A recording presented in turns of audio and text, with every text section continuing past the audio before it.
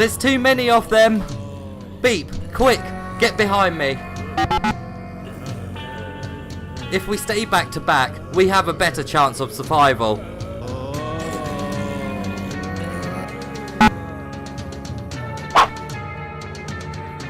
Beep! The Walker review for the PlayStation VR. Let's begin!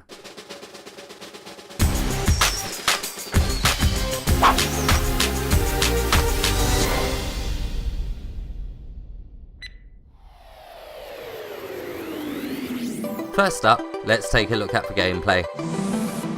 The Walker is a shooting gallery game. You can't walk around, but you won't always be in the same position in each stage, as the stages spawn you in different locations. You have two weapons. One is a sword, which is great for close range attacks, and is also very useful when enemy archers shoot arrows towards you, as you can deflect them away. This action does feel quite cool to perform, and always works, but deflecting enemies' attacks when they are close to you doesn't work all of the time, and it's especially frustrating when it happens during one of the boss battles that requires you to deflect their attacks. The other weapon is a revolver. It has infinite ammo, but only 6 rounds in each barrel, so each shot really does matter. To reload you must shake the move controller, but this action didn't seem to register 100% of the time for me. Both weapons can be equipped with a talisman. You do this by placing one over the weapon with your other hand. The ability doesn't apply to the weapon straight away, and you must hold it there briefly, which is a bit annoying, especially when time is of the essence.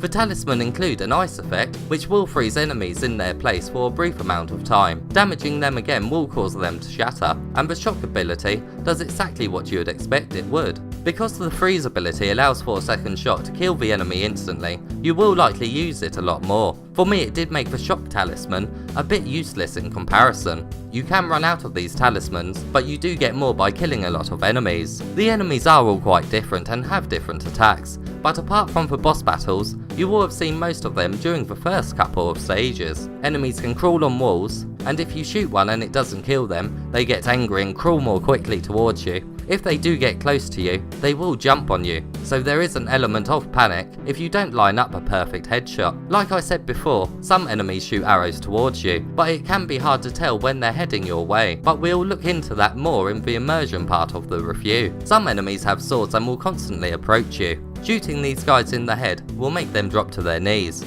You can also shoot them in their feet to make them stumble, which you will need to do, as they can hide behind their shields.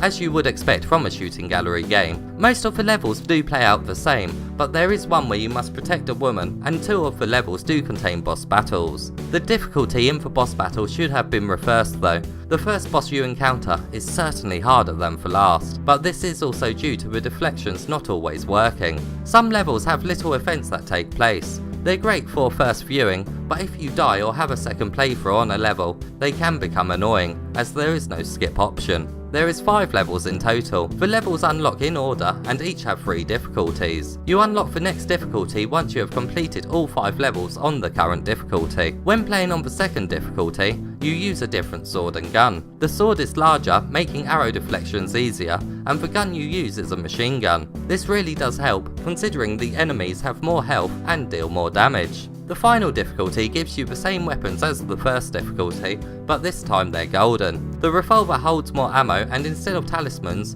the other hand can hold a second weapon, either another sword or a revolver. This is actually the most fun of the 3 difficulties, as it requires you to dance between the weapons a lot more. There are some moments though, where you will just panic from the sheer number of enemies around you, and fling your swords everywhere. You are ranked on each level. Accuracy, damage, and the time it's taken you to complete the level all affect the final score. This rank can also be seen in the level select screen.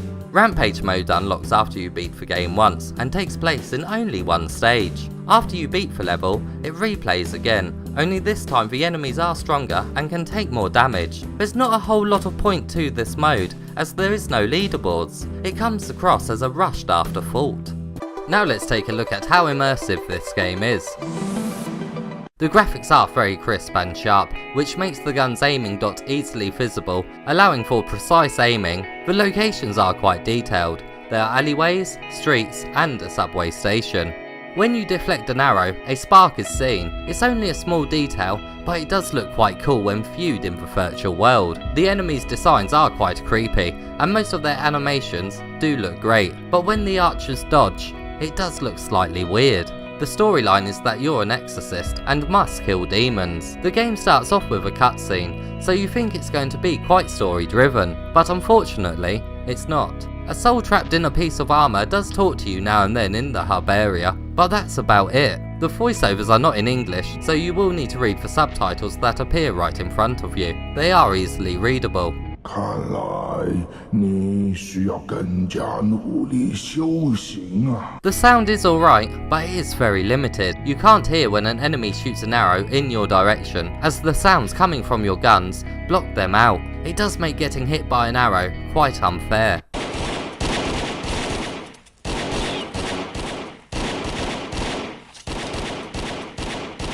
There is no music in the game, and it really does make the action feel empty. You do hear rain and some street ambience in some levels, but it doesn't do a whole lot to immerse you.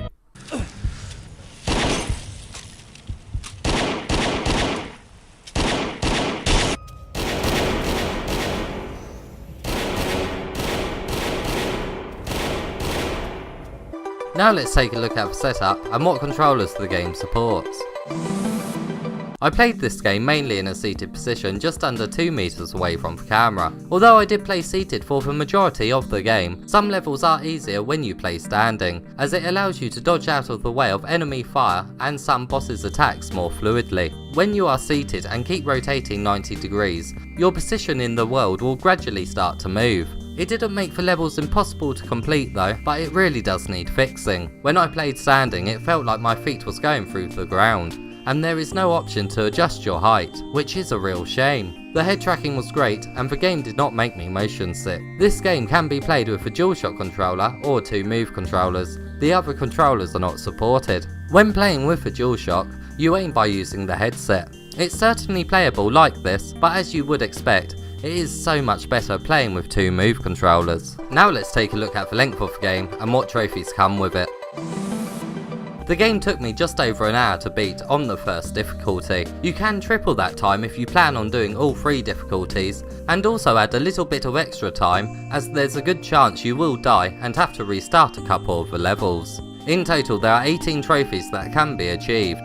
There is 16 bronze and 2 silver. The list is actually quite good. You get trophies for completing the game on all 3 difficulties, killing a certain amount of enemies, and also for killing them with headshots. There's also some tied to the weapons, like killing 15 enemies with sword attacks to the head, and also for shooting them in the foot to make them stumble. Although some of these trophies can be seen as grinding ones, they won't really take long at all to achieve, especially if you play the game on all 3 difficulties. Most of them will unlock naturally. The toughest 3 here are for receiving the highest rank possible on each stage, on all of the difficulties. And now it's time for the verdict.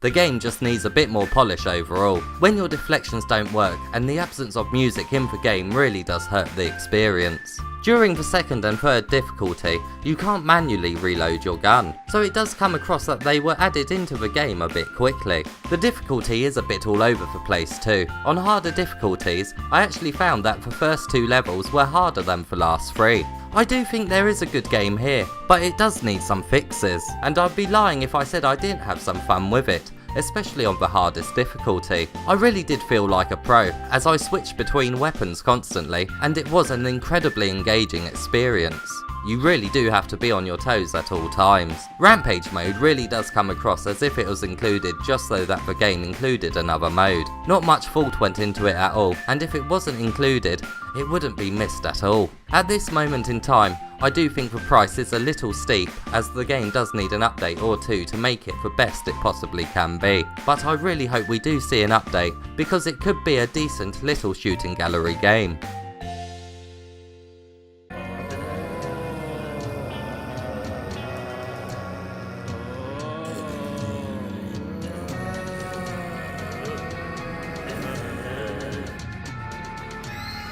I'm gonna get you back for this beep.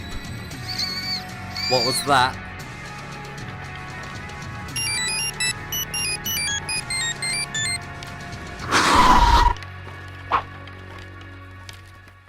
Beat t-shirts are now available. Check the link in the description of this video for more information.